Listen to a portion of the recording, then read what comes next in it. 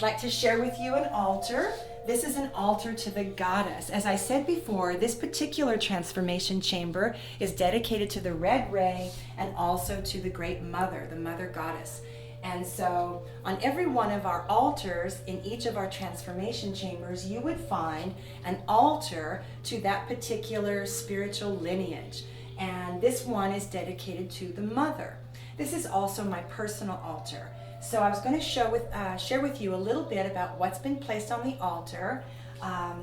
First of all, you sort out the four directions: north, south, east, and west. And so in the north, we have the element of earth.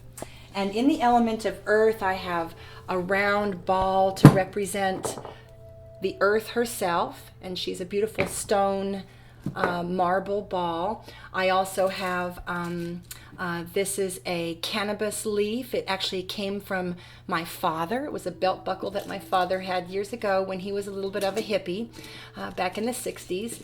This is a heart-shaped stone that I picked up in Indian Steel Park, Steel Indian Park here in Phoenix, when I was out doing a filming for Loving the Earth. And we've got some pine cones, a pair of pine cones, which represent the activating the pineal gland, which is where we begin to see the meaning in everything and we connect with source.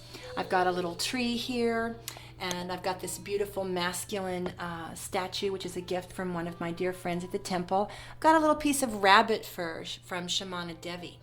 And so this is all things that represent the earth. It can be leaves, it can be plants, it can be pods, pine cones, for anything that comes from the element of earth. And then here in the west, so that's the north, in the west corner we have water, and I've got my little beta fish bowl here and the blue stones of the ocean. I've also got this beautiful yoni. It's a conch shell, and in the temple this particular shell represents the mother's yoni, the gateway of life. And I've got some shells and some pearls representing the pearl of the ocean. And I've got these spiral shells. This one's from the Reverend Rainbow Love. This one's from my daughter Sylvia. And then here in the center of the altar, I have the moon phases, the mystic sister candle of sisterhood. And this is where, as we go through natural time and we mark the changes of the moon cycle, the word moon and the word month are absolutely related. So moon is month and month is moon, and the cycles of the moon changing is how we mark our time. And so this is our sisterhood candle. Here in the background, at the center of the altar, I have a rainbow candle. And if you can see that, there's actually the full spectrum of light. The temple's very much about activating the human rainbow body. Every single person has within them this beautiful light body. And once we're aware of it, we can activate the light body through the chakra system. You can begin to work with each of the rays of light: red, orange, yellow, green, blue, turquoise blue, and indigo blue. And then the top note is violet or purple. This stone, this crystal, to me represents that there are many beautiful spiritual traditions: Buddhism, shamanism, Muslim mysticism as the Sufis, the Greek logic, the Judeo-Christian traditions, the Egyptian mystery schools, the pagans, the druids, indigenous people, Native American wisdom. And in the temple, all of these beautiful wisdom streams are honored as representing the one source. So that's what that stands for on my altar, is that all of these teachings are different, each one a different facet of the same beautiful stone. Then we have the direction of, north, west, south is fire, and east is west. So this is the east corner of the altar, and it's the element of air. And so on this corner of this altar, you'll see feathers, which are part of the air. You'll see a little angel here, and so she's holding the feathers. Feathers are about communication and movement. Also, I have my little set of bells, my ceremonial bells, and a little peacock feather, which to me represents proud communication. I also have a little butterfly representation here, and I have an oriental fan. And here I've got my peace pipe that I use for when I want to send my prayers to heaven. In the Native American First Nations teaching, you put a little bit of prairie grass, tobacco, sage, peppermint, you put a little bit in there, and of course you put the element of fire, and the smoke rises, and you think your prayers, and your prayers are carried to heaven through the peace pipe or through the incense. And then finally, here in the direction of the south, we have this beautiful representation of Grandfather Sun, which is of course heat and light. And this part of the altar is always lit because the fire, of course, is the direction of south. And without the illumination and the light of Grandfather Sun, again, we'd have nothing. We understand that we need all four of the elements, the east, the air, the south, the fire, the west, the water, and the north, the earth, to have this life that we have here on planet Earth.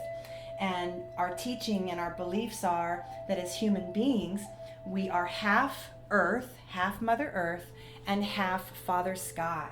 And so the elements of air and fire are considered masculine elementals, and the element of earth and water is the mother. And so this is our altar to the great goddess. This particular image used to greet people as they entered the temple, and it's an image that was taken in Sedona, and it represents the mother and the father in divine union. So we have the light of Grandfather Sun, and then we have the mother aspect. See, the woman here is one with the earth. And it is this union of light and the sun with Mother Earth that creates all of life. And so, of course, and there's this beautiful activation of the red ray, that principle of it's a divinity and a sacredness that we associate with what can happen here in the red ray, in the root of the body. So I love my goddess. I look at her every day and give thanks for the mother and the father. Finally, over here, I've got a little bit more plants to give us union and oxygen and be in that symbiotic relationship where I give off what they need, they give off what I need in the air. I've got a little fountain here, and I've got my crystal lingam. And of course, this is to honor the masculine principle. And it is to communicate to the world my intention to honor the masculine power of the root, and my devotion and my vow to teach men how to view this as sacred and to bring this into service for the women in their life. And it sits here on my little fountain. The water represents the mother and the flowing of the feminine nature. And so this is a little altar to that union of the fire of the father and the flowing waters of the mother. Here I have a tantric symbol, which is Shakti, the goddess, and Shiva, or it could be the Buddha and his consort, and they are in the position that is called Yab Yam. So they're making love, they're in divine union, but notice how neither one is above the other.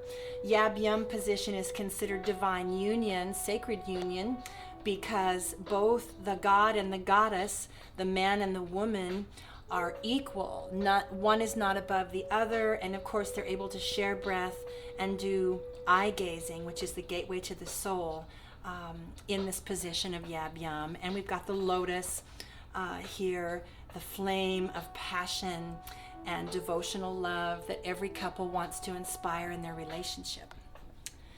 And last, over here, I have some essential oils here that I would use at the end of the session to activate different feelings.